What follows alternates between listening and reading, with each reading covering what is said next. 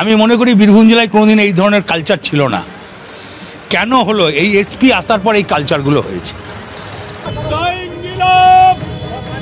5 ঘন্টা তার মধ্যে অ্যারেস্ট করতে হবে, কোনো কথা শুনতে চাই না, ইমিডিয়েট ব্যবস্থা করো। আমি চললাম এখন এসপির কাছেও বলবো কি ব্যাপারে অরাজকতা বন্ধ হবে কি হবে না। বিজেপি দুষ্কৃতীরা যা খুশি করবে মেনে নিতে হবে, বন্ধ পারবো না আমরা। তৃণমূল কংগ্রেস জবাব দেবে। সরকারি পোস্টারে কালি লাগানোকে কেন্দ্র করে বিজেপি এবং তৃণমূলের মধ্যে একেবারে হাতাহাতি হয়।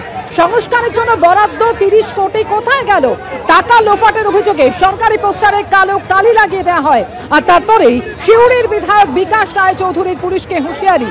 বিজেপির বিরুদ্ধে পদক্ষেপে পুলিশকে 5 ঘন্টার ডেডলাইন দিলেন বিধায়ক।